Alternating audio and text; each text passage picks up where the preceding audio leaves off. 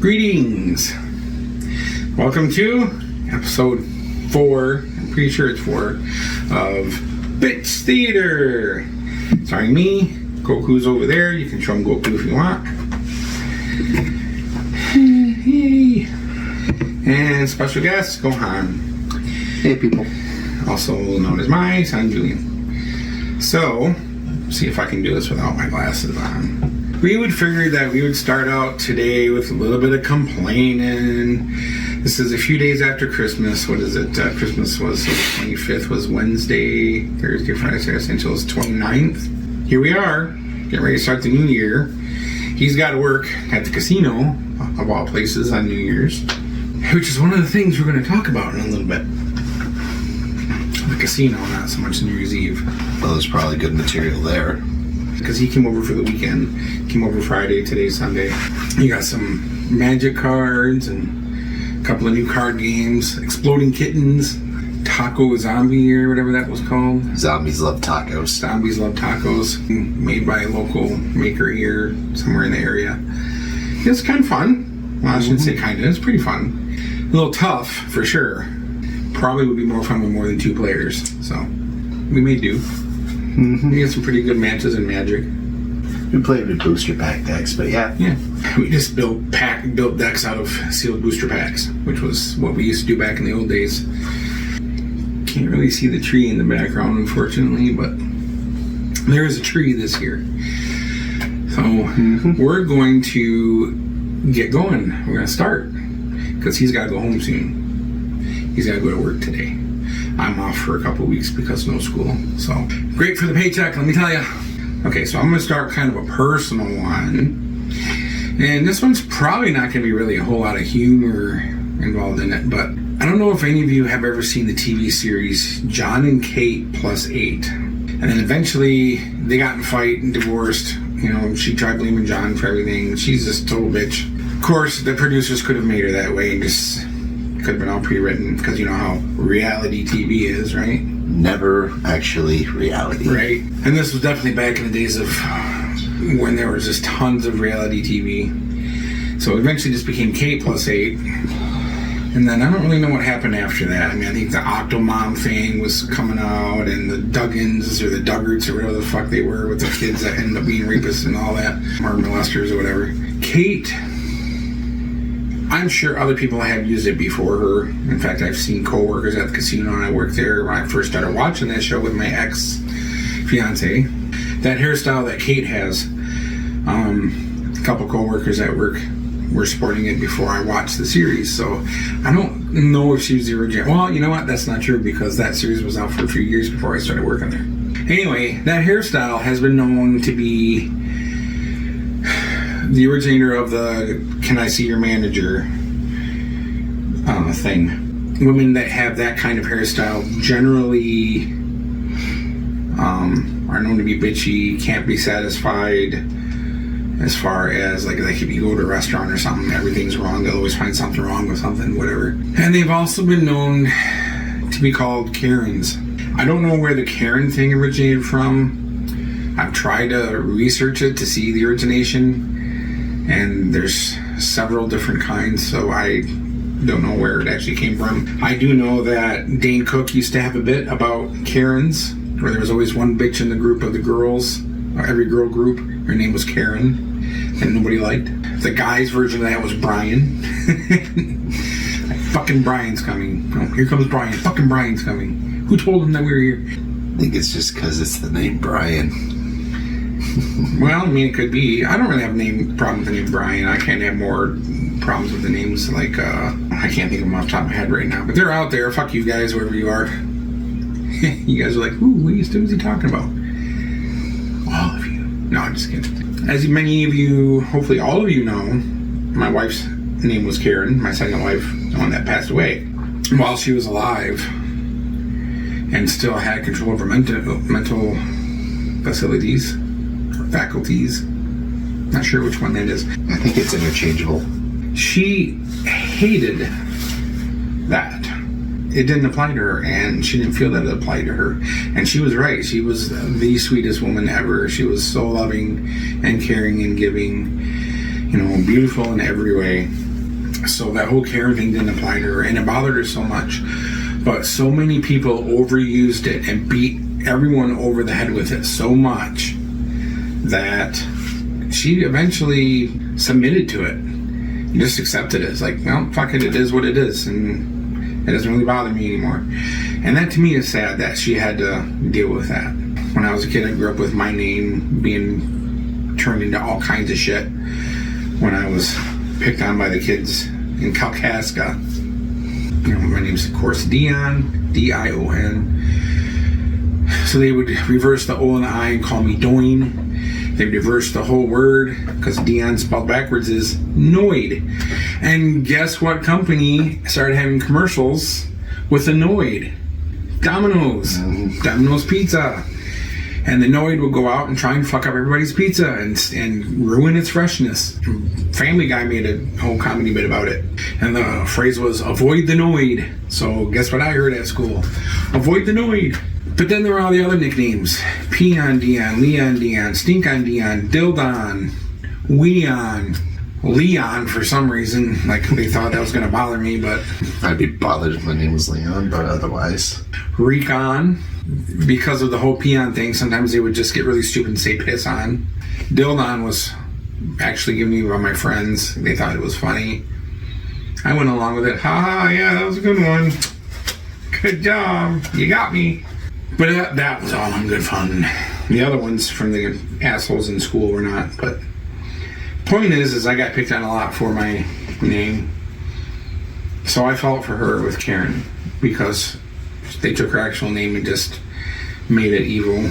I never understood why they called that kind of woman Karen and not Kate. Because Kate is where that originated from. Kate is the name of the woman that has that kind of haircut that she has, which is the, you know, kind of the long here, but then it's all short back here and it goes up like this. So, you know, long here, short up there.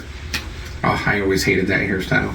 And then after she passed, I was on Facebook with an old friend of mine commenting on one of his things. Something that, you know, we both didn't see eye to eye on, and I made a comment about it. He knew about my wife and he knew what her name was, and he still made a joke to me and said, do you want to speak to the manager? I'm like, dude, fucking really? This was very soon after she passed away. You know, that's kind of a dick move. Just the use of Karen, never understood it, don't know why it's not Kate. Any thoughts on that? I don't know. I've never really had any name issues. But then again, no one ever really harassed me in school because I was 6 foot in middle school. So I'm pretty sure everyone thought I would eat them. Looks like you ate a few of them. Ha!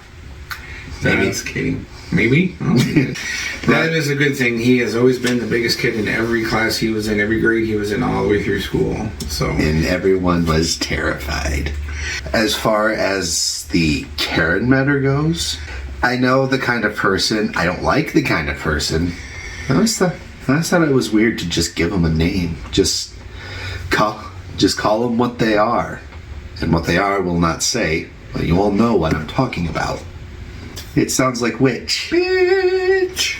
Thank you. The fact that we need to slap a name on them, or at least a human name, it's dorky. It doesn't matter what their name is. What matters is the fact that they are a bitch. I think you're trying to say universally they're just bitches, right? And then on the male side, the equivalent of that, I mean, yeah, Dane Cook said Brian, but I've never heard Brian be used in that kind of way except for Dane Cook. Those are usually called Kyles. And Kyle is the guy that's known to be all temperamental and throws tantrums and punches holes in the wall, drywall. Then there's the Chads, which are the macho alpha male, doesn't know how to treat a woman right, but all the women flock to them anyway. Makes you want to hit him with a fire extinguisher. You got that from the Zombie Tacos game.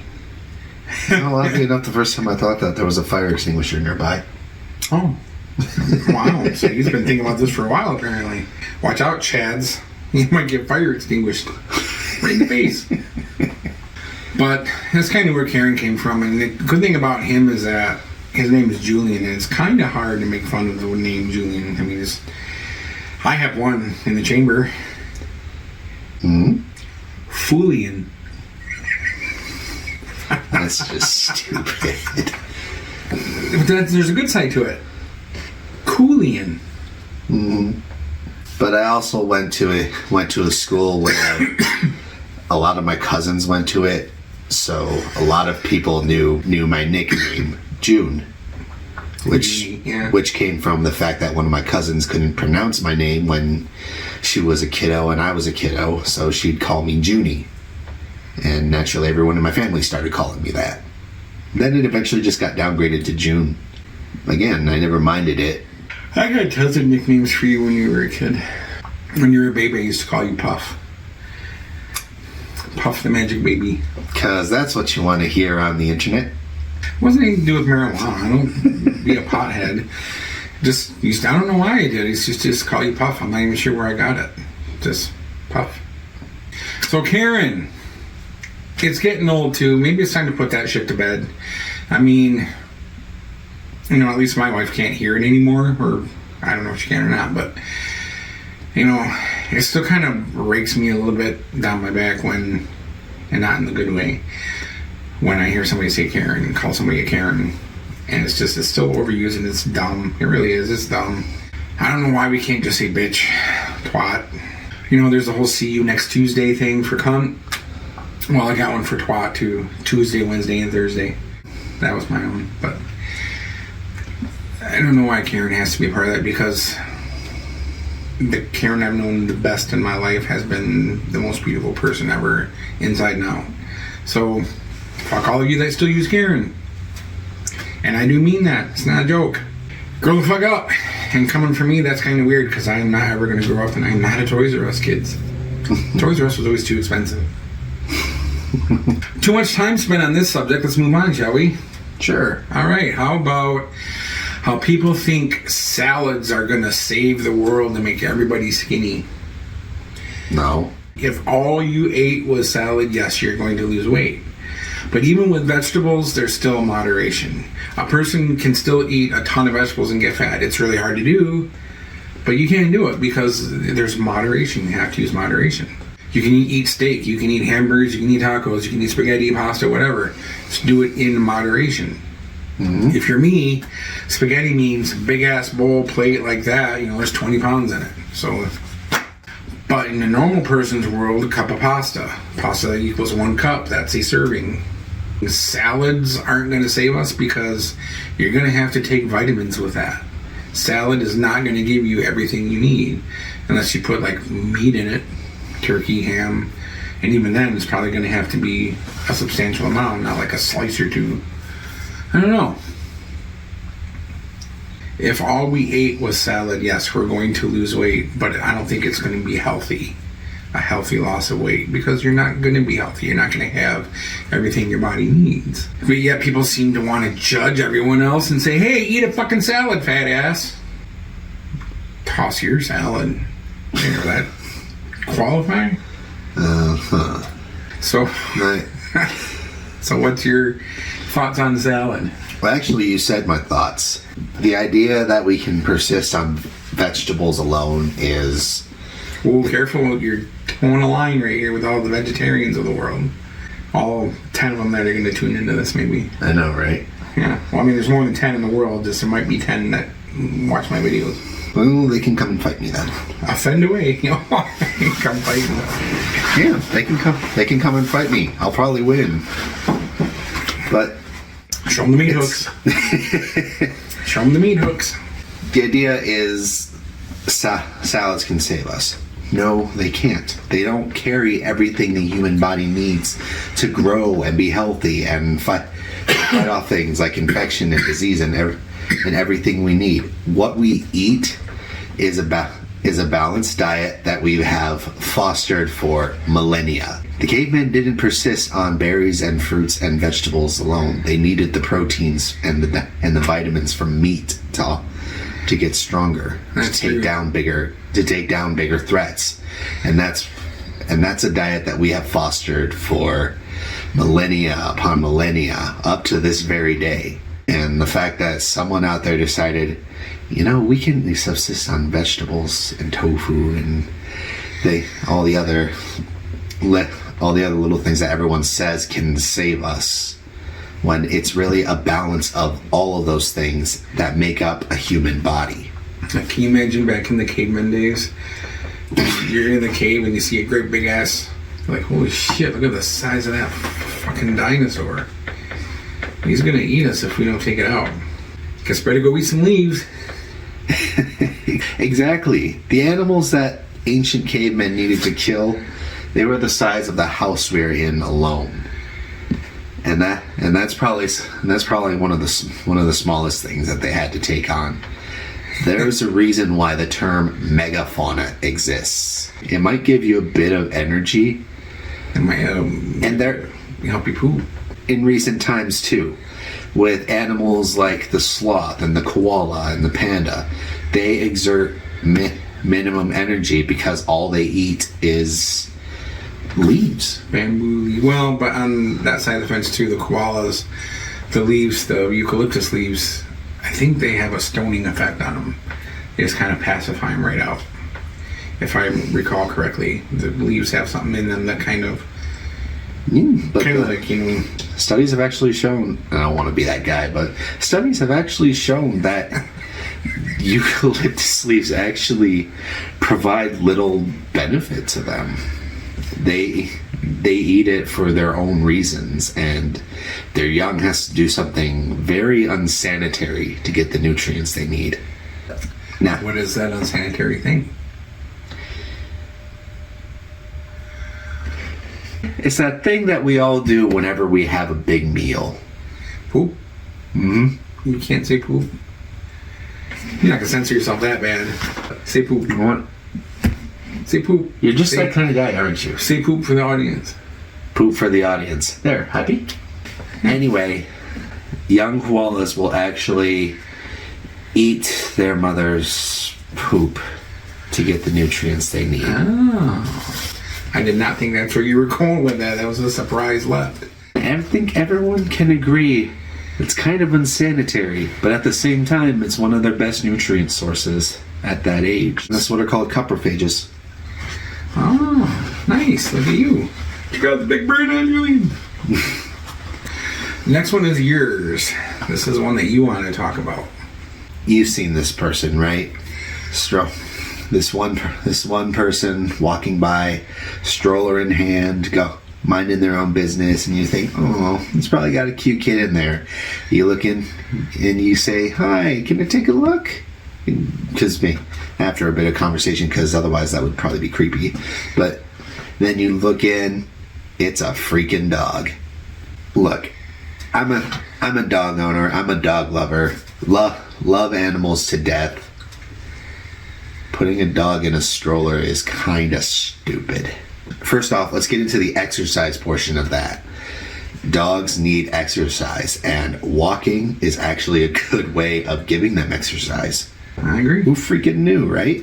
Dogs need that. They need to move around, because if they become lazy and they don't move, then when they need to move, they can't. When they do move around, like the house, go outside, you've seen these dogs, they waddle, they walk like this, like a fat person like me does, their hips go back and forth.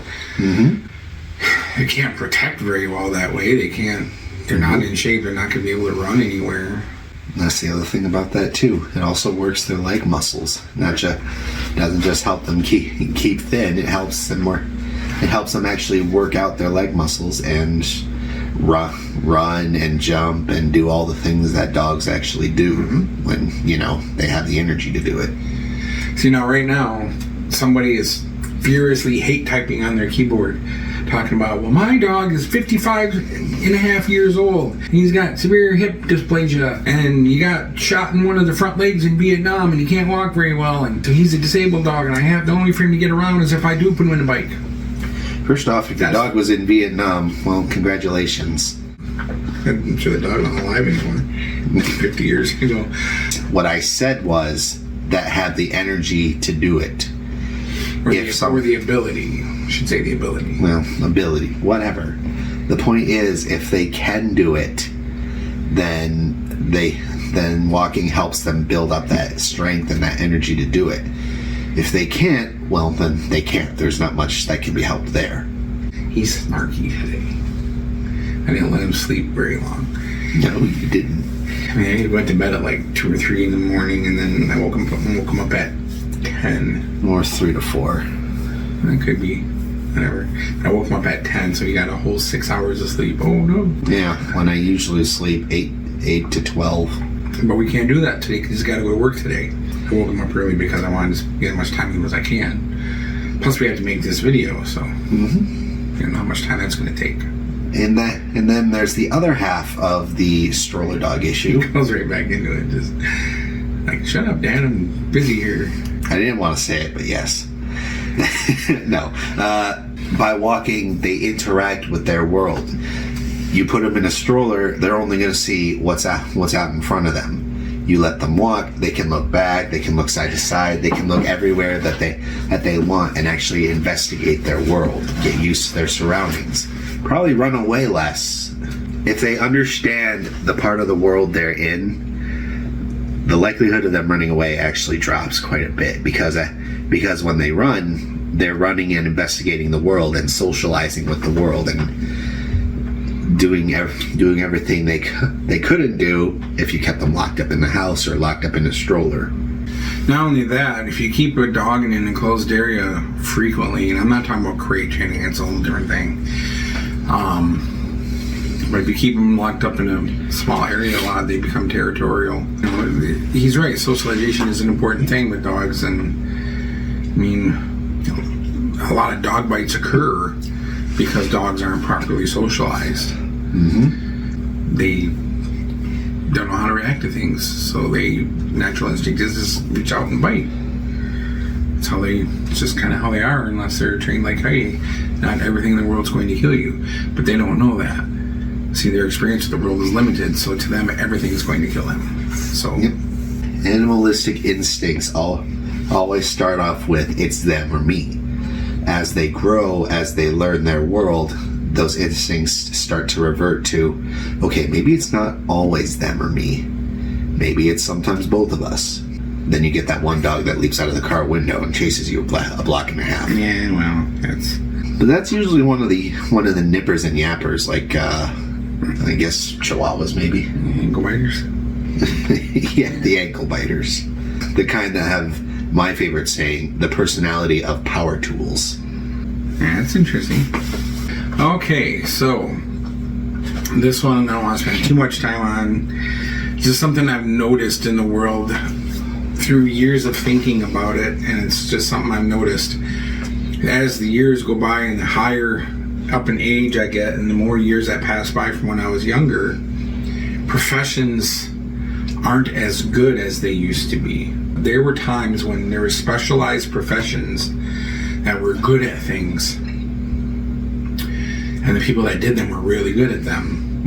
And now they're retiring, they passed it to their kids, or they passed it to their foreman that they've had for years, and now the foreman owns the business, or they just sell it outright, or they just let it go, whatever.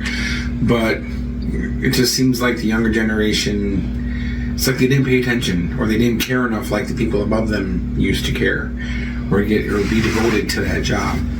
And so as a result, the quality of the work goes down, the actual knowledge of the work goes down. Again, I wish I could think of some examples right now, but I can't think of what they were, but I remember asking about things that I know an older generation would know the answers to about some kind of procedure for something or whatever, having to do with maybe construction or something, I don't know. They didn't know, they had no idea, and it's like, a person that has this profession should know this. And not only did they not know, they didn't care about the fact that they didn't know. It didn't bother them that they didn't know the answer to the question. I think it almost kind of felt to me that when I do have questions like these for these people, they're more annoyed that I'm asking them as opposed to wanting to help. That's another thing with the customer service. I've complained about it tons of times. That goes hand in hand with customer service. People just don't care about it anymore. They don't care about making you happy.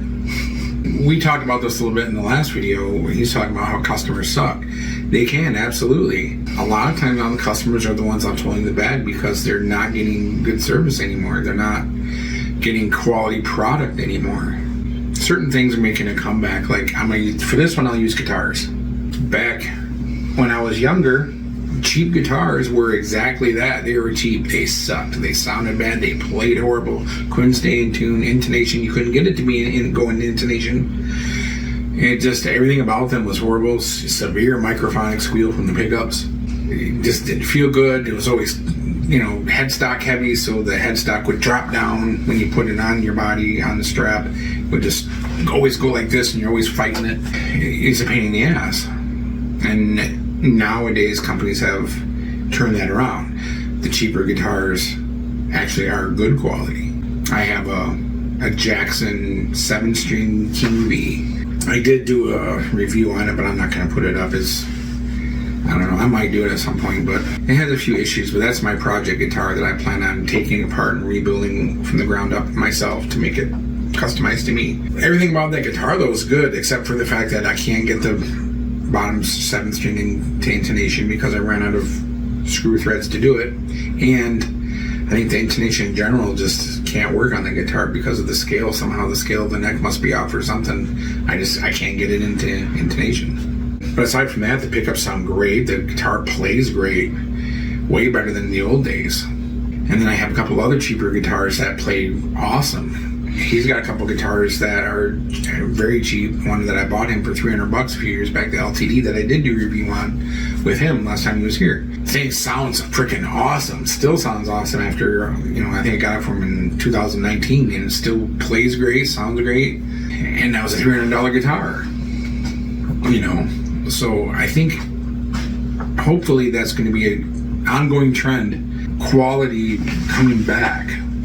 People giving a shit about it again or learning it. What bothers me most about what I'm talking about right now is, in actuality, the loss of that knowledge. Because it took probably years and decades for whatever profession this person is in to learn how to do it the way they do it and to be so good at it. And if it didn't get passed down, that knowledge is going to be lost forever until somebody rediscovers it. But you have to care about it to rediscover it. You have to care about wanting to do a good job and doing it properly to rediscover it if you lose it. Nobody wants to do that. Everybody just wants to go home, go to work, earn their paycheck for standing there, and then go home. If you have to do any work above and beyond that, they want more money.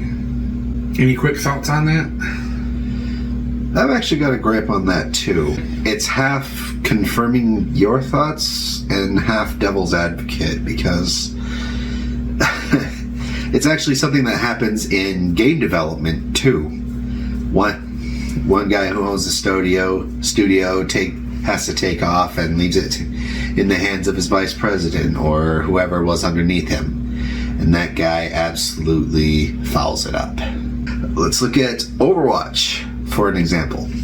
Still an alright game. I still play it. Went downhill after our dear friend Jeff Kaplan took off to, I forget what. I just know that he's retired and no longer running the studio that does things for Overwatch. In that time, we have dropped one hero and left it up to one single tank to block all our damage. We lost the promises for an awesome PvE segment with interchanging missions that one mission is never going to be the same. That would be awesome. That would have been awesome for that game. Never came to fruition. And what we got instead was a DLC package that included 3 missions, all pre-built, that we couldn't do anything to change if we wanted to.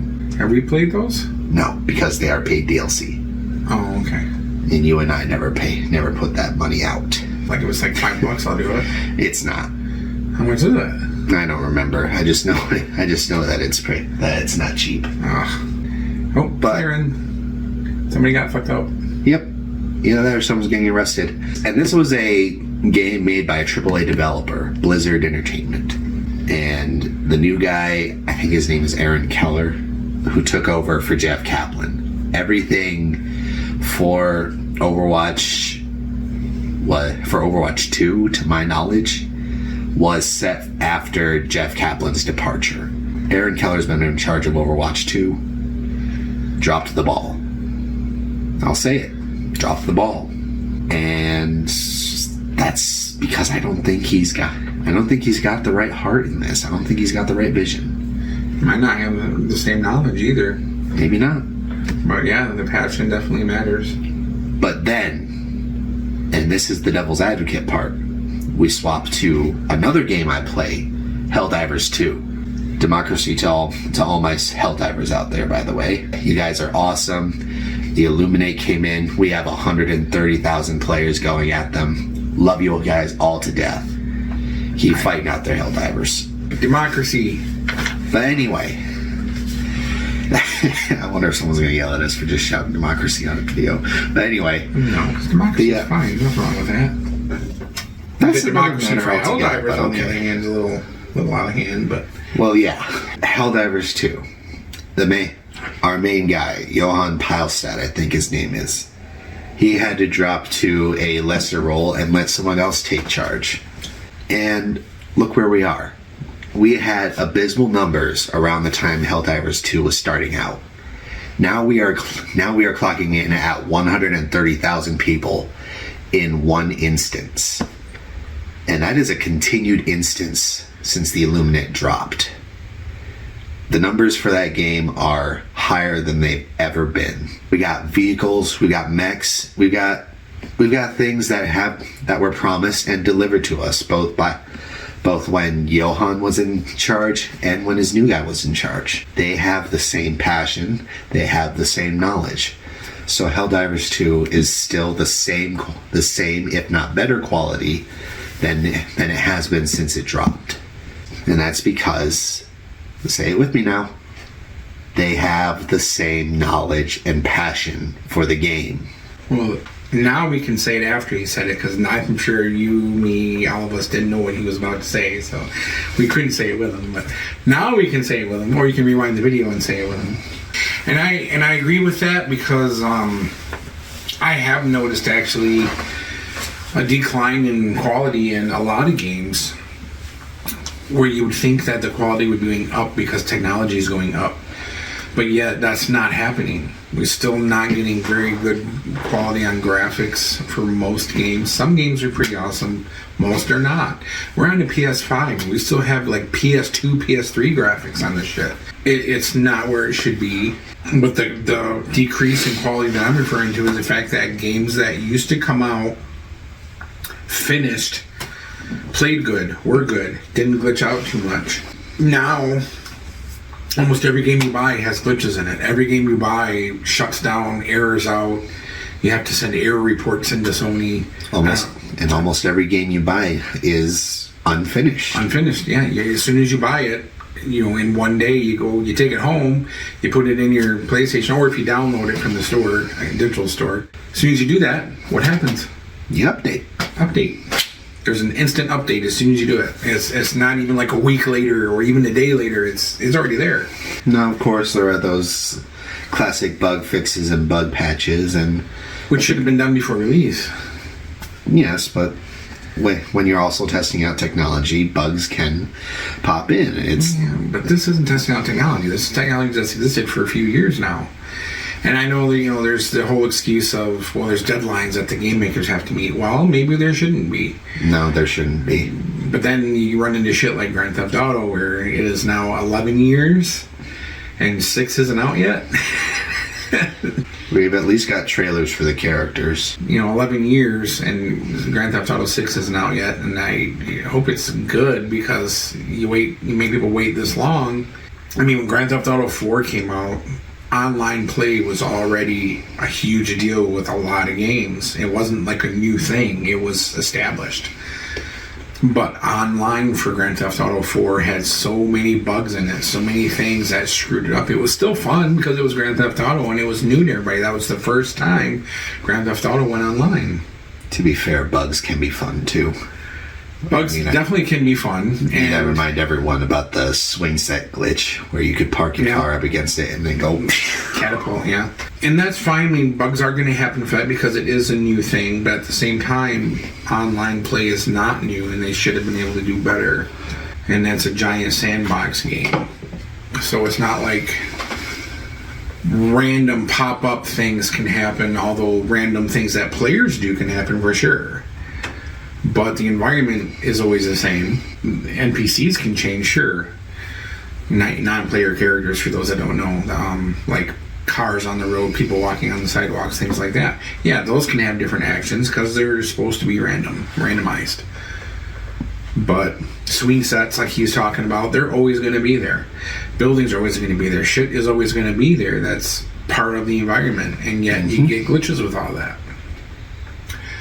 So, and I'm not trying to beat on 4 so much. 5 did better for sure, but there's still glitches in 5. There's still gameplay in 5 that makes it rough that shouldn't be.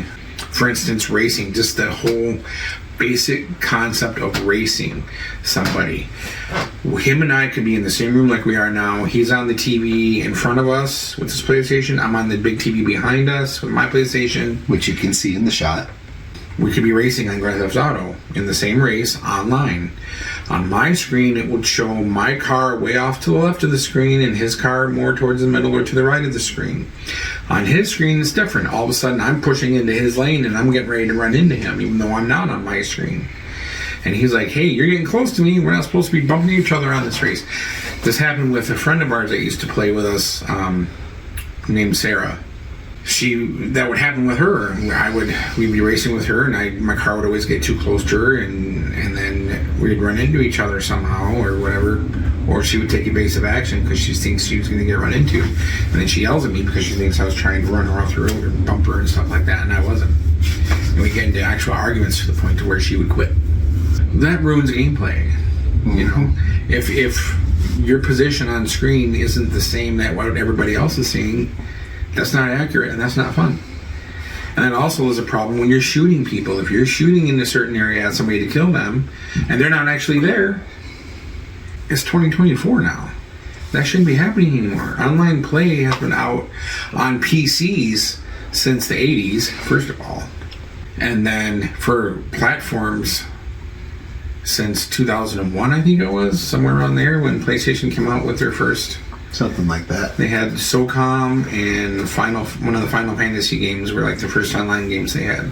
Xbox, I don't know. Probably Halo, I'd imagine, right? But, again, not to play devil's advocate once more, they're still accounting for latency and network problems that games actually can't do anything about. But they should be able to accommodate now. They know how many people are out there, and they should be able to keep track of how many people are buying their consoles. Yeah, and as such, they should adjust their servers to be able to handle that much. Yeah, we should be able to mess with dead spots and cell towers, but we still get them. That's kind of a different thing, but that's also another thing, too. They function off of the same signals as internet does. If that's the case, that's fine, but at the same time, that's another thing, too, is the quality of phone reception has gone down, because there were times in the city I live in, back in the early 2000s, everywhere you can get signal. Now, you can't. It's 20 years later, and we have less signal than we did 20 years ago. And it's on the major networks, AT&T and what's the other one? I can't think of it. Verizon. Yeah, Verizon. This knowledge of these professions have gone down to the point where it doesn't work anything. Nothing works as good as it used to be. Nothing lasts as long. I know businesses want to make products that don't last, that way people have to rebuy them and they make more money, but that word gets out, people don't want to do that, and they're not going to come buy a product because they're going to have to buy it again in 5 years. You know, who wants to do that? Like PlayStations, they don't last very long. You know, for as much money as a PS5 is right now, that shit should be lasting like 20 years. But they don't. So here's one, gamblers, dumb good luck tricks. Rituals. There's a few that I remember back when I worked at the casino. Sometimes people would take a coin and tap it onto the thing next to the coin slot before putting the coins in. This is when they still use coins for gambling, by the way, and or tokens. Or some people would only use the arm on the side to roll the reels instead of pressing the buttons. But one of the more extreme that I saw when I was doing security out at the Sands Casino was a woman that would lift up her shirt, bare breasts, rub her breasts on the screen, put her shirt down, and then roller reels. And she would do that to every machine or every time she would spin. And eventually she was caught, and I don't remember if we had to ask her to leave or just told her to stop. I can't remember which way that went now because it was too long ago. I really hope that was an 86 because that's insanitary. No, we're not to 86 somebody for that. That's they can leave for the night, but you shouldn't have to 86 them, I don't think. If they didn't want to leave or created problems, then yeah. But if they do something and then you get after them and they generally follow what you say, then that you don't necessarily have to 86 them. That was one of the more outlandish ones that I've seen, and they were sizable boobs, so she didn't have much problem getting to them. So I also think that was not just a good luck thing, but I also think it was more of an attention getting thing too. Seems like that she might have had a man there, but I don't know. There also was prostitution. Wouldn't surprise me. That happened in the casinos back then. I'm sure they still do nowadays, but that could have been an advertisement for a prostitute too. You know, hey, look at these. You know, out the parking lot, I'll take care of you. You know, that kind of thing. Is there anything you wanted to share on this? We do have gamblers where I work, obviously. And an unnamed, undisclosed casino. And just as obviously, they have their own rituals. We have people that will only go through one specific door because they think it's lucky. I'm sure there are lots more dorky things, like do the hokey pokey around a slot machine, and as soon as you turn yourself around, you throw the lever. So, shall we move on? Yeah. Okay. Next one is pickup plow drivers. It's like these guys wait until they see a snowflake drop, and then they run to their trucks and go and start plowing driveways, even if they don't need it. I actually last year took a video on my phone of the AFC home behind me. The parking lot was bare cement or blacktop or whatever it's made out of over there, asphalt. No snow on it whatsoever, not icy, nothing. The dude was out there plowing it. It's like getting their money. Now maybe they had a schedule set up at that point with the company over there, like they have to show up every week and do this, or once or twice a week or something, whether there's snow or not. But to me, I don't know, I thought that damages your plow when you're plowing on bare asphalt and stuff. I mean, I could be wrong, I don't know much about plowing, but it damages that. It damages the asphalt for sure, because it scratches it up and gets nicks out of it. Because where I work at my business, somebody did that with a pickup truck and a plow on the front. They were plowing bare asphalt by where we park our buses, and they tore holes in the asphalt. It's just weird to me that they run out there with little to no snow and do things. I don't know if it's something set up ahead of time or just they're greedy and want to get paid for sitting on their ass and plowing snow, because it is not that hard of a job. And if somebody wants to come on here and say, oh, it's not as easy as you think, bullshit. I used to carry 500-pound carpet rolls up flights of stairs that were turned, and these are 10, 12-foot rolls. That's not easy. You're going to tell me plowing with snow, plowing with a truck in snow is going to be harder than that? I'm going to tell you to go fuck yourself. That is yet another thing I just learned about him. On top of that, these plow drivers are crazy when they pull out of a driveway. When they're plowing somebody's driveway and they back out to do plowing, they don't wait for a break in traffic, it seems like. They just plow right out and they'll make everybody slow down. And if they say, oh, no, they don't, they wait for a break or they hurry up and get out of the way. Nope. I was driving my school bus here week before last. Somebody pulled out in front of me, backed right out in front of me.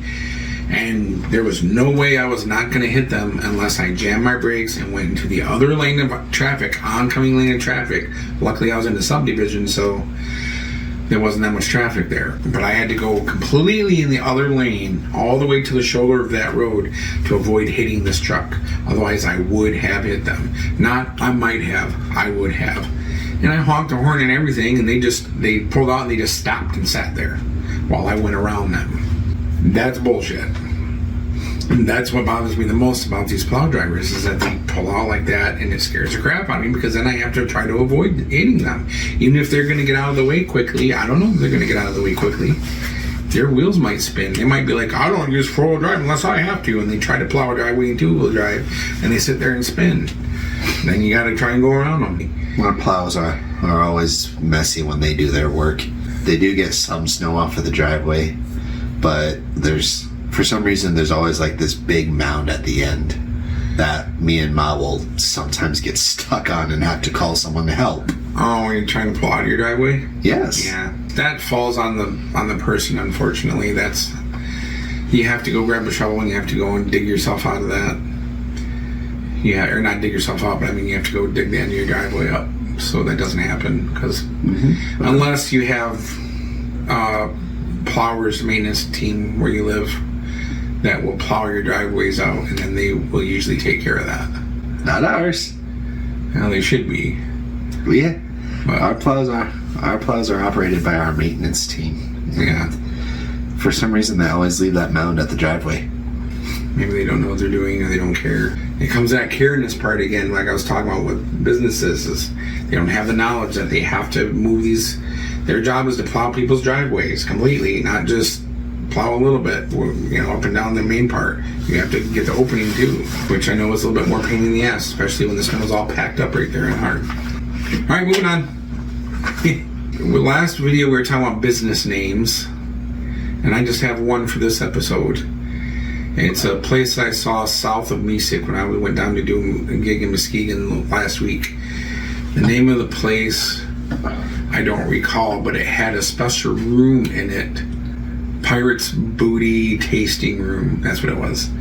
So that's the name of this room. Pirate's Booty Tasting Room. I'm assuming it's a winery, but Pirate's Booty Tasting Room. What is slang for your butt? Yes, he means that. So pirate's booty. So you're gonna go taste some pirate's booty, and there's a room especially made for that. So you walk in there and there's somebody's ass, and you're like, okay. Bleh. I mean, that's what I think of when I read that. That is very stupid. Obviously, it means a treasure that a pirate has acquired. I always thought that was stupid anyway.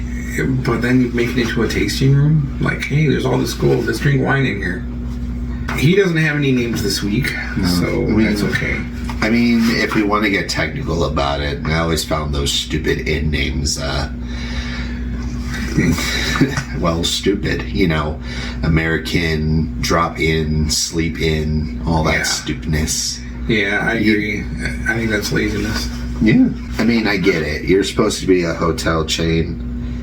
You don't need a stupid name like Sleep In. I mean, look at Motel 6. They don't got a cheesy joke for their name. They're still a hotel chain. We'll leave the line on for you. All right, onward. Okay. Obsession with self-improvement nowadays. Lately more than ever, I've seen just this thing where people are obsessed with self-improvement. Make yourself better, do better, be better. No. If you're an asshole and you don't want to be an asshole anymore, okay. And ever since I can remember is work to be a better person. Well, but what if you like the person you are? What if the person you are is what helps you get through life every day because you're a good person to the people that deserve it, and the people that don't deserve it, maybe you're not necessarily a dick to, but you do react or act differently with them because you're protecting yourself so they don't mess with you, which is something I do at work when there's certain people at work that I get in an argument with, and I treat them differently than I would other people I work with because that's how I get by, and that's the best course of action, saving problems with me and them. I'm short, I'm professional with them, but I'm not friendly, I'm not smiley. And they're like, oh, well, you should smile and just, brush it off. No, that tells them that they don't need to change being an asshole. If you're an asshole, you don't need to be an asshole. Yes, improve yourself. But then that's subjective because some people might think you're an asshole and you don't. Therefore, you don't think you need to improve. That could fit to me. I don't know. I'm sure there are people out there that think I'm an asshole. I'm not going to change. I don't need to self-improve. I like where I am in life. I like how I am in life. I'm 51 years old. I don't need to be a better person. I need to take care of myself, and I need to get through life, and I need to just do what I got to do. I think most of us need to do that. I need to do it without hurting other people. And that's what I strive to do. Aside from that, bettering myself, maybe learning things. I like to learn things sometimes. That's a form of self-betterment, self-improvement. This obsession with self-improvement. The problem with that is you can't accept me for me. So therefore, I need to be better, I need to do better, I need to learn better, I need to become better. No. If you can't accept me, and this is in relationships, it's a big thing. Improve together. Improve for your wife.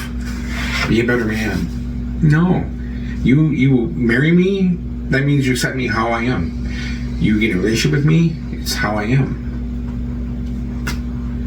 That's it. And if you are able to change somebody, they're not going to be happy. There's a part of them that's going to be unhappy because a part of them's gone. Unless it's a bad part and they understand that and recognize that. You know, this obsession with self-improvement just needs to stop. If you want to learn things, that's fine. If you want to explore and see sights and all that, that's not really self-improvement. That's adventuring and exploring. Self-improvement means stop being an asshole. To me, that's what it means. Stop being an asshole. I got nothing to say on self-improvement because I'm currently on a drug that's supposed to help me lose weight. Well, that's fine. Physical, but then you're doing that for health too. I know you're unhappy with how you feel. And okay, moving on. The phrase "work like you don't need the money." I'm going to spend a little bit of time on this. I understand the concept of this phrase. But until you work with an entire room full of retirees, you don't know how dangerous of a statement this is. Mm-hmm. And as a school bus driver, guess who the majority of my coworkers are? Retirees. And guess what they do? They work like they don't need the money because they don't need the money. They're retired. So everything they have, I mean, to them, they might need it, you know, for extra because the retirement's not enough maybe or whatever. You're allowed a certain amount of hours that you have to come under without losing your Social Security and all that stuff for your retirement. But man, these people call in all the time, or I guess the phrase some people use is call out all the time. They're absent. They're always sick. You ask them to come in and do extra runs that we need people for, and they suddenly always have doctor's appointments. That's the same excuse they use every time. Oh, I got a doctor's appointment. I got a doctor's appointment. I got a doctor's appointment. Because they know that's a silver bullet. They know that the company can't tell them not to do that. What they don't realize is they don't have to do anything extra. They can just say, no, I don't want to. If somebody asks me and I don't want to do it, I don't say I have a doctor's appointment. I tell them, I don't lie to them. I say, I don't want to. Thanks for asking. And they leave it. They don't make me do it. They don't try to make me do it. They know I don't have to. I don't come up with the bullshit I have a doctor's appointment thing. Somebody tried to argue with me once saying, well, these are older people, they do have doctor's appointments. And not like this. If their health is that bad or they're constantly in seeing the doctor almost every day. Because I literally saw a dude 3 times, 3 days in a row, get asked to do extra runs in the middle because we didn't have drivers for them. A doctor's appointment each day, all 3 days. If your health is that bad, you shouldn't be driving a school bus because you could pass out behind the wheel and crash into a bunch of trees, which happened a couple times. Sounds about right. So you get a couple call-ins where I work too. There was a few retirees I worked with at the casino, and I, unfortunately, it was kind of a long time ago, so I don't remember too much about how they were there. I think generally those guys are okay. I don't know if they called out a lot, but where I work, definitely. And when people call out as a school bus driver, that's a problem because we don't have replacements for them, and we can't just not do it. Mm-hmm. The kids have to be picked up. Under the law, our special needs children, they're not like general ed kids where, oh, buses are running today, parents got to take them in. We can't do that. We've got to make a reasonable attempt to pick up these kids.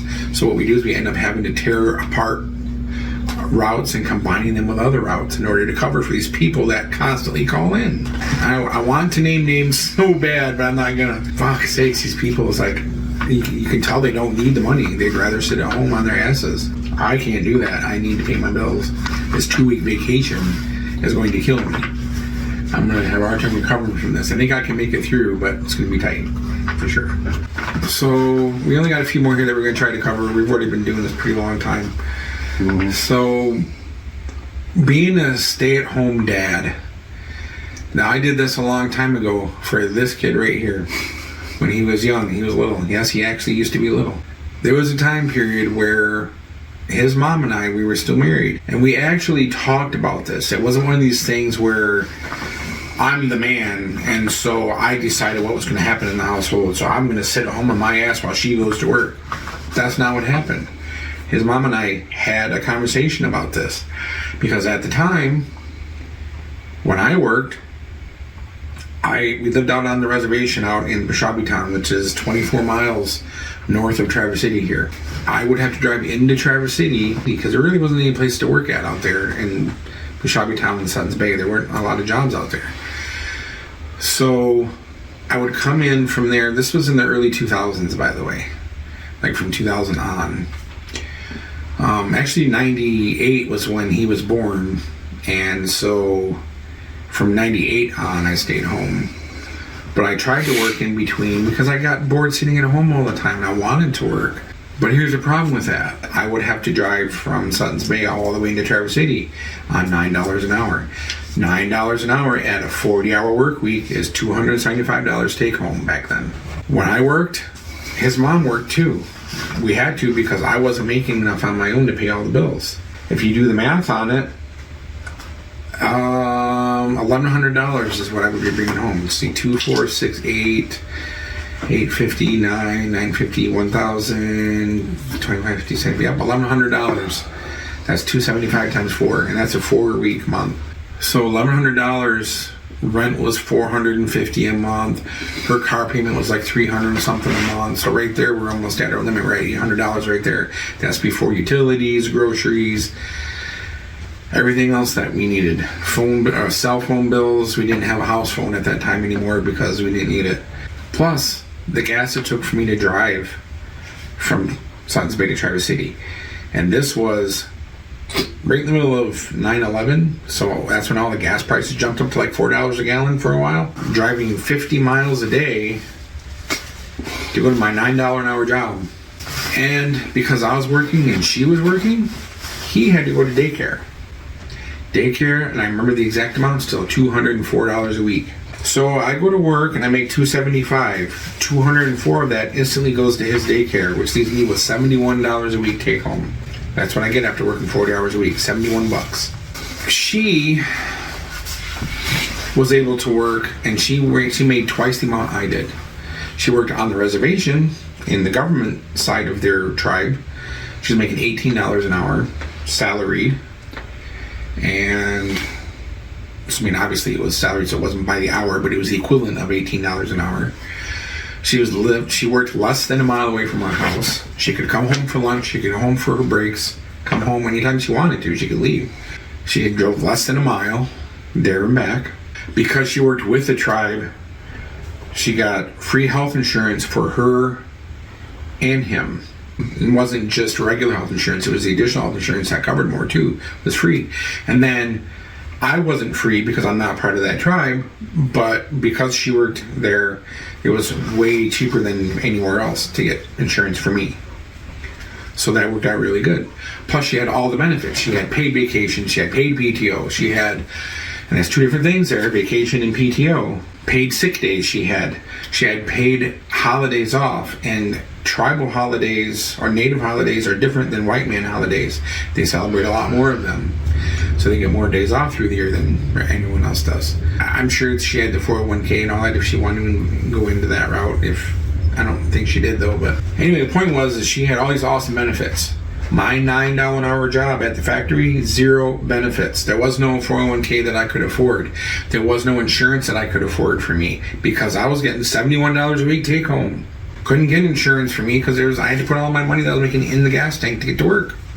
The rest went to his daycare. So we decided that I stay home, she goes to work. She loved her job, she loved working. So it wasn't like she was doing something against her will. And she worked, and I stayed home. I got so much shit for that from my friends who couldn't understand the situation, refused to understand the situation because I was the man. I was supposed to go out and work. Well, I worked and got me as much as I possibly could. If there was overtime, I could take it, but there wasn't much back then.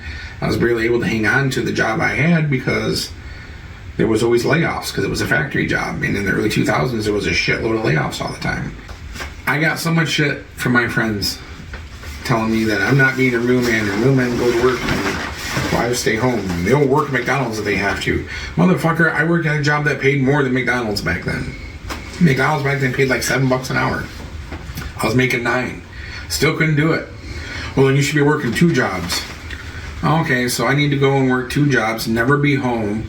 By the time I get home, he's sleeping, I never get to see him, right? And don't have any time with my wife either, so I just go to work, come home. Go to work, come home. And that's all I do to make sure I'm the man and take care of the family. Or she goes to work and takes care of all of it, working 8-hour salary days on a job that she loves with all the benefits. And one of us is here to take care of him all the time. And we talked about it ahead of time. They thought I was forcing her to do that. I think there were members of her family that thought I was forcing her to do that, and I wasn't. You can talk to her if you know her. Ask her about it. We discussed it. So there's always something behind the scenes that people need to take into consideration before they judge people, especially for something like that. Stay-at-home dads is the thing, and sometimes the situation calls for it. And I bring this up because I've seen a lot of shit lately in a lot of forums, just Facebook posts. There's places I've read around. I don't go on Reddit much, but there's things there. They talk about stay-at-home dads and how shitty they are and how they're not a man. Grow up, man. Families have to do these days what they have to do. Deal with it. I don't know, do you have any thoughts on that? Since you were the one that stayed home with me when you weren't in school. At this time, you weren't really in school. This was pre... Well, other than the amusing fact that I actually made him call my ma just so I could hear her voice and stop crying at him. That might have happened. He was the one that made it happen. It wasn't often, I know that. Mm-hmm. You were a pretty good kid with me, so. Yeah, until I wanted my ma. Yeah. Then I wouldn't shut up. No. Yeah, and there were times when she would come home too, when she had the ability to come home while he was crying and be there, take 10 minutes out of her day and comfort him. I always liked the concept of a stay-at-home parent. I don't particularly care if it's the mom or the dad. I think that if one of you can stay home, you absolutely should. A daycare is okay. Nothing beats the comfort and care of actually having your parent home. You shouldn't make fun of or belittle a stay-at-home parent because you don't know. They might be staying home for a reason, or they might be staying home because they actually want to, and they talked it over. And they thought, well, if we can do this, then let's do this. Yeah. Because, like I said, the care of having a parent at home leagues beyond what you could get at a daycare. Next topic. Yeah, we'll do this real quick. So this next topic is kind of a thing that's been happening quite a few years now, ever since they started doing it. And I almost want to say Ozzy started it, Ozzy Osbourne, but well, part of this, we'll get to that in a minute. But people have been complaining a lot about the costs of concerts right now, how expensive concert tickets are, like $100, $80, $150. There's a reason for that. You guys aren't buying albums anymore. You're not going on to iTunes and buying music anymore. Everything is streaming now. And I'm going to tell you, from personal experience, artists don't make shit from streaming. And if you want to say, oh, Cry Me a River, they're rich from before, when they used to have album sales. They're rich because they would be able to sell out arenas and tours all the time. But that's why bands tour more now, because their albums aren't being bought. They're just streamed or pirated, I guess. Lars Ulrich was absolutely right when he was going against Napster. So many bands got pirated that they just got hurt by it. And yeah, there are big bands that are still surviving because they're big, but there are little bands that didn't. He was fighting for everybody, and everybody wanted to say, oh, Metallica is so rich and you're complaining about something, you got all this money. Well, he's trying to protect everyone. He's trying to protect all the musicians out there. not just Metallica. And that's what everybody didn't get. And now streaming services are out there. And I want to say that, if I remember correctly, because I have my first album on streaming services. Every streaming service that's out there, my album is on. iTunes, Spotify, iHeartRadio. It's on all those.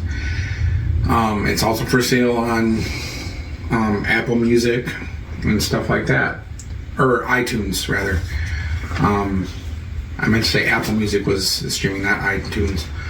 But iTunes is where you can go buy stuff. I'm sure there's other stores where you can go buy stuff. I'm not familiar with that part of it. But from Spotify, and I don't make any money from any of the other streaming services like YouTube, like YouTube Music. I don't get any money for that. Spotify gives the artists money, but it's for every one stream. I think it was like 0.005 of a cent is how much we get for every one stream. I did the math on it a long time ago, but there's something, it came out to the equivalent of something like, and I'm probably wrong now, but I think it was something like 500,000 streams. I can make $500 for 500,000 listens. $500. Come on. Spotify makes money hand over fist on this. All their advertising and everything else, plus their premiums that they make for their premium accounts. My album, my first album, I don't know how many were sold because I don't get that information, but I do know that I made a total of, I had another $7 last week that I saw in my accounts. So $7. 0. So I made a total of $30 in album sales since the album's release in 2022, sorry, my mistake. So in 2 years I made $30, which I didn't make $30 because I had to spend money on recording software and plugins and all kinds of other stuff and equipment, microphones, whatever. I'm still way in the hole on that by thousands of dollars actually. So you don't make anything. And I do have the metrics on how many listens are on, and I didn't really get that many listens on Spotify. And that's fine, I'm not here to complain about that. I'm just saying there's just no money made on it. Because I know I have over at least 500 listens on Spotify, I know that. I think I have maybe even over 1,000 listens. And I think I made like less than $1 on that. All my money has come from the friends that I've had that have actually gone out and bought the album, and I get a percentage of that. You guys have to, you need to buy their albums if you want to support your bands. Streaming services, they don't get shit for that unless they have a really awesome contract that they worked out with those services. I obviously don't, but at least my music is out there, and I'm thankful just for that. I'm just a little guy, but bands need your support, and you're not giving it to them, plain and simple. I'm sorry. I mean, I love the fact that people still love music and they're into it, but if you're not buying their stuff, and I'm not saying this for me, I'm saying it for all the big bands out there, because we need them. Without them, none of us little people can go forward, because nobody's going to give a shit about us. And on the other side of that fence is all these big bands that are doing farewell tours every couple of years. We're out of here, we're done, we're never going to tour again. And then they tour again in 2 years. And this is what I mean by Ozzy starting this. And then Slayer has done it. Slayer has had Slayer, Ozzy, and Motley Crue have all done it. It's just obvious cash grabs. And we know now people should realize that these are cash grabs. I've known people that go on to these farewell tours because they're afraid of missing the last time they ever see him play live. Well, until next time. But we didn't know that back then. Now they're doing it all the time. They're farewelling and coming back, and farewelling. Slayer, everybody thought they were done for sure because Gary King and the gang were fighting with each other. Guess who's back? Real quick, any thoughts on any of that I just said about bands being supported and tickets and albums and farewell tours? Well, on the side of concert tickets getting more costly, of course they are. It's basic economics. You take away the sales from one end, another end is going to get more expensive because they do actually want to make money off of this. It's not just playing for the music, man. It's a profession. It's okay to want to play music just to play music. But if you want to play music and get some money out of it, then something's got to give. And for most bands, it's the concert tickets. And I want to jump in real quick with you on that particular point you just made. People have this belief now that all bands that are big are rich, and that's not the case anymore. And at one time, that was the case. But that's not the case anymore. These big bands, they're not rolling in money like they would be back in the 80s and 90s. It doesn't work that way anymore. If you want to hear their music, they have to be able to make the money to make that music, because making an album is really costly. They still have to live. They still have to pay for their rent or their house or their food or everything else that they got. They still got their own bills to pay, in addition to paying for studio time, paying for equipment, paying for all this other stuff that costs so much to make an album, having to pay producers, record recording engineers. Can't all be Alice Cooper. Renting studios. We can't all be Alice Cooper and have paintings made of Skittles. Well, okay. You haven't seen that commercial? I have not. It's like he said. Our bands, artists, they're people. They need food. They need places to live. And in order to do that, they need money. And costs of living are indeed still going up. So if they want to make money off of their professions, something, like I said, something's got to give. And if we're not making album sales, then we got to do concert tickets, because that's starting to become the only way you can actually make money. And not only that, but paying your staff for these live events has gone up a lot too. They're not making the same as what they used to, because the price of everything has gone up. Exactly. You think the people that are doing the stage work behind the scenes are doing it because they just love the band? No. You pay them. Because, and this is just the fact, money makes this world go round. Money makes people do things. And on that same note, quit falling for the farewell tours, because they're never going to be very well. Oh yeah, no, that's become... I think Ozzy did his first farewell way back in like 2006 or something. Yeah, but to be fair, I'm pretty sure Ozzy is immortal at this point. It's become such a joke that it was actually referenced in, I think, Scrubs during one of our famous Dr. Cox rants. The line, the Rolling Stones going on a farewell tour and actually meaning it. Oh yeah, there you go. The Rolling Stones is another one. I forgot about them. All right, so one more quick point I want to make, and then we're going to go on to our favorite phrases phrases that we don't like. The final point that I want to make, because it is Christmas time, and you guys can argue this point if you want, Die Hard is a Christmas movie. It is. It full-heartedly is. And that means there are other ones too, like Home Alone's a Christmas movie, and Gremlins is a Christmas movie. Oh, for sure. And I'm sure there's other ones, but yeah. But Die Hard definitely is. So, ho, ho, ho. And you can come and challenge us on the street for this. We will defend it. All right, so now we're going to go to phrases we don't like and like. I'm going to pop my glasses on for these. First one I want to say is I was today years old when I learned blah. Today years old, that's like 5-year-old language, to be honest. It's 5-year-old language, and it's just kind of a dumb phrase. I was today years old. It really is. It's like, it took the place of, I learned something new today. Can't have that. That's been around for a while, and now we have to make it new and fresh.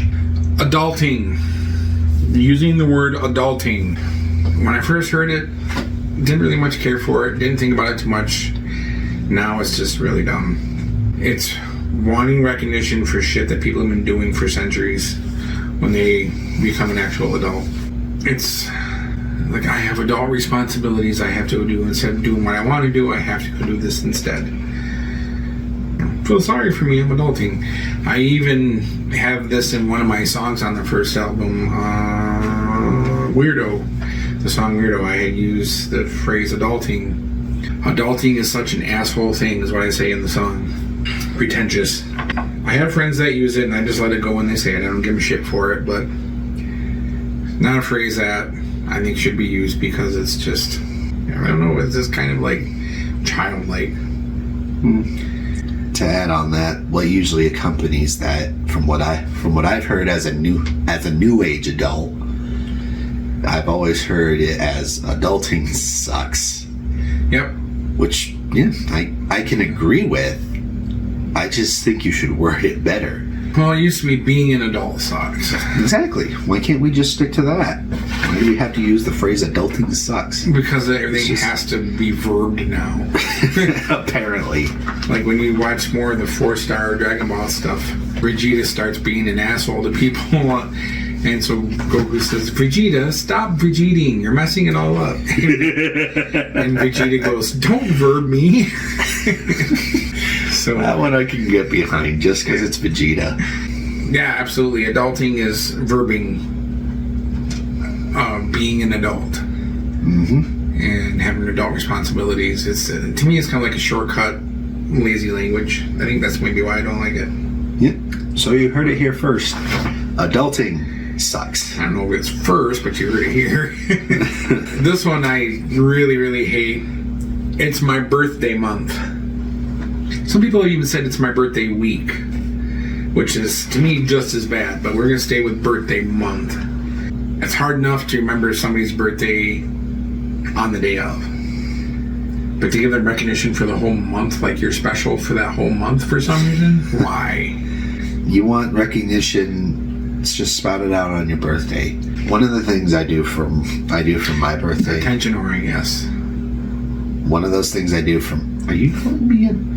No. And the way you just explained that basically can be summed up by saying these people are attention whoring. One of the things that I do, that my mom does for my birthday is she takes me and my sister out, combines our birthdays so we can all gather the family for a big old dinner at a nice place, like up here, Boone's Long Lake Inn, or the Blue Tractor in downtown Traverse City.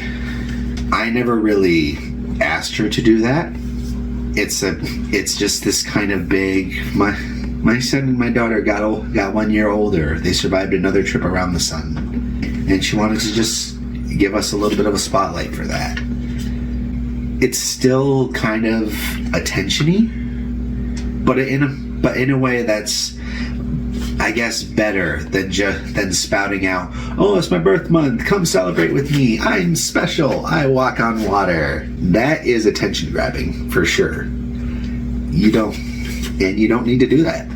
You want to go out and have an extravagant dinner on your birthday, go have an extravagant dinner on your birthday. But don't shine the world's biggest spotlight on a giant neon sign that has a marquee picture of you actually walking on water. Yeah, pretty much. Because Jesus has that honor. In that vein of attention whoring, people that go on Facebook every few months and say, oh, I'm taking a break from Facebook. I'm taking a break. I'm going to be gone for a few months or a few weeks or a few whatever or forever. Trying to save the world. Oh, I'm in peril. I'm in distress. Everybody look at me. I'm having a hard time at life. I need attention. I need somebody to ask me what's wrong. And I know I guess I have a problem with getting people to ask you what's wrong. That's more attention-oriented type stuff to me. Just come out and say it. If you need help, say, hey, I need help. Somebody talk to me. Yeah, and that, you know. And that's something you definitely should do if you actually are struggling and need help with some aspect in your life.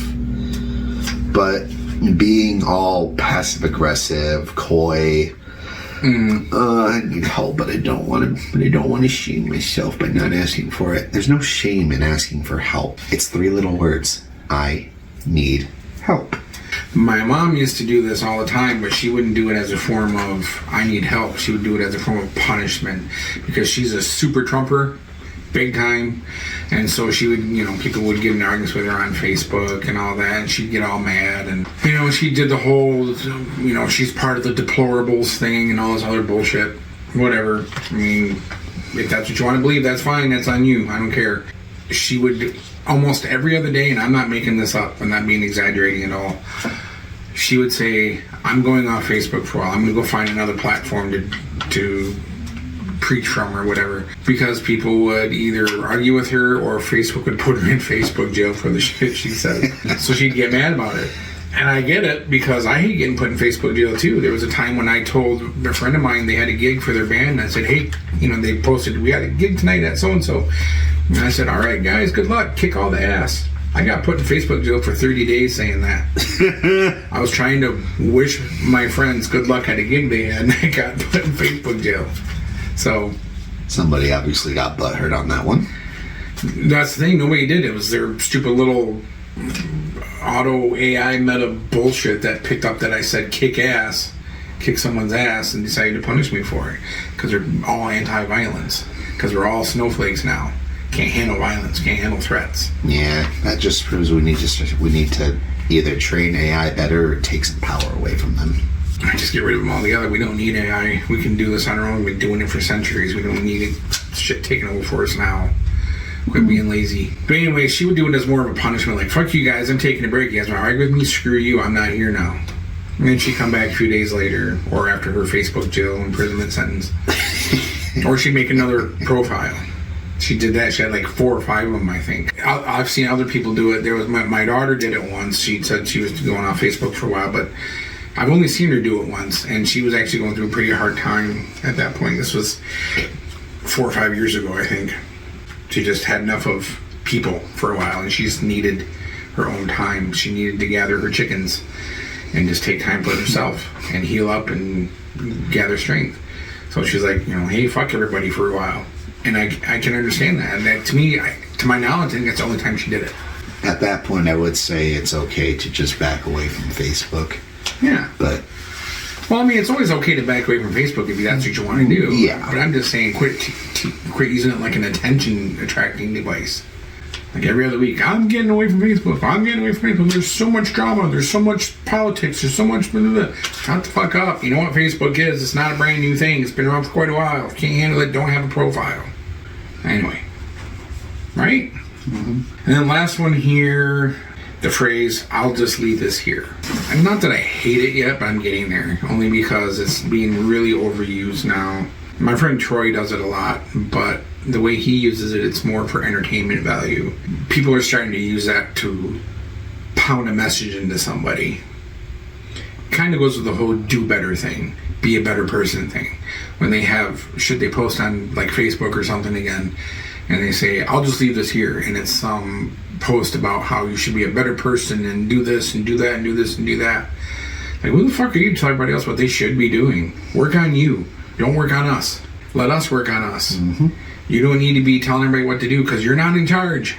I'm not in charge. He might be in charge. No. No? You're not in charge? No. I think you're in charge. I don't think so. Julian in charge of our life and our... Oh, I think I fucked it up. Times in our lives. I don't remember. And I want Julian in charge of me. Nobody wants that, first off. Second off, I think you just netted us a copyright strike. I don't think so, because I didn't say the name of the actual person, and I don't think I sang it in key or in tune. So I think we're okay. Okay. Plus I fucked up all the words. True. Anything you wanted to say to that? The phrase itself isn't exactly bad, like he said. It is a good way to just end your point and then walk away from a fight. Oh, I never seen it used that way. What? But overuse ruins a statement. You put too much emphasis on one statement, you kind of take away from its value. If it becomes one of your most common sayings, then there's really no power behind it. Like, if it's your first use of, I think I'll just leave that point here. That would be then it would have much more power than if it was like your 100 times saying it in a day. And the way I was saying that Troy uses it for entertainment, he's not preachy when he does it. He'll leave like some kind of a jokey thing on his page when he does it. It's not preaching, be a better person or do this or do that. Not like that. So, yeah, I think we're on the same page as that. I'm going to do a real quick one expression that I like, and if you happen to have one, great. I think you did say you had one. Mm-hmm. Yeah. You do yours, and then I'll do mine. Okay, so this expression isn't my own. It's definitely something I got from a game, but we can all recognize this statement because it comes from our old friend Kratos. Now, it will sound a little counterproductive to one of our older points, but I assure you it's not. It was a phrase that he uttered in anger, but there is truth to it. It's do not be sorry, be better. Now, of course, that sounds like it's tying into obsession of self-improvement, but it's not.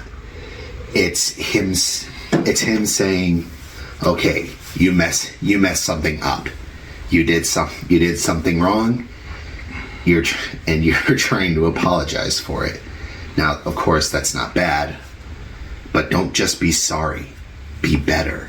Improve from your mistake. Learn from it. Learn from it, exactly. And that's an entire point in God of War Ragnarok, where the statement originates from. The entire storyline is about trying to be better than this God-destroying psycho that Kratos used to be. He's not anymore, and he's trying to be better from that. Now, that's a self-improvement that we can get behind. I've always liked that statement because, well, it's true. We can be better. It's not under the lines of obsessive self-improvement, but under the fact that we can learn from mistakes. We can learn from our own negative aspects. Mm-hmm. And we can be better than those aspects. Mm-hmm. And I've always liked the words because of how strong they are. Do not be sorry. Be better. It's a powerful line that just it evokes the feeling of wanting to improve from your mistake.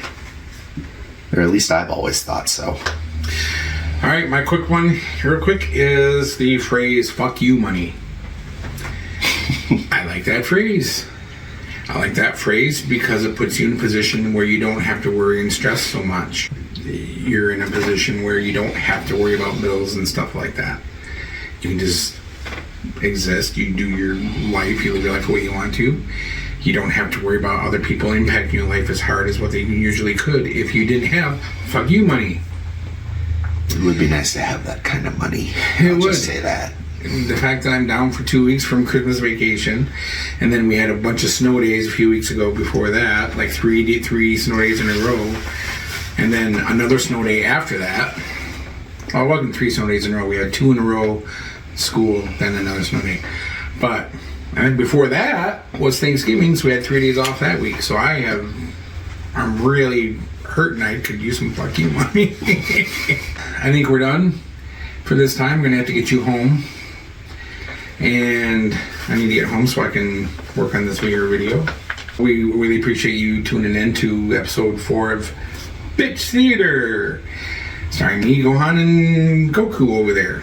Julian. And as we sign off, there's a few words of wisdom that Julian wants to leave with you guys. That's also one of his favorite phrases. Mm-hmm. Anyone who has seen the show will know it. Life has many doors, Ed boy. It's a true statement. You have lots of opportunities to do what you want in life. Just gotta find the right door and open it. Mm-hmm. Or you could just leave every door shut and cower in a corner. That's an option too. It's not a healthy option, but it's an option. Life has many doors. We gotta find them. Sometimes you have to find the right key to unlock them. Mm-hmm. Don't let that stop you. And don't let the search for a key overwhelm you either. Sometimes all you just need to do is turn the knob.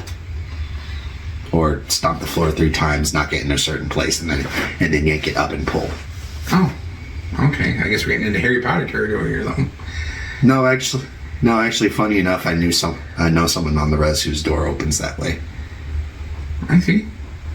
I think he got that fixed, but I don't know. All right, people. So from the land of, I guess, Trevor's. I just ran out of gas on that one. We're going to say farewell. Hope you guys had an awesome Christmas. Hope your New Year's Eve is going to be really awesome. So sorry that this video has taken so long to come out. I wanted to wait for him to get here before we did it because I wanted to do it with him. Look for more review stuff because I'm sure I'll review something. I'm going to do some play-alongs too. I need to start doing those again.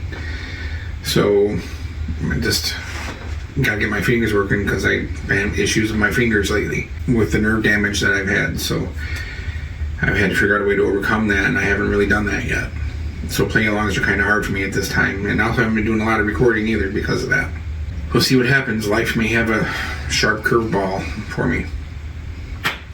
But hey, if I can't record and I can't do play-alongs, I'll have to find something else, which means I'll have to find another door. Find another door. You got it. On that note, we're going to find the exit door. See ya. Thanks for joining us. And we'll see you next time. Say so long. Sayonara, people. Sayonara, Japanese. Look at that. See? Catch you guys later.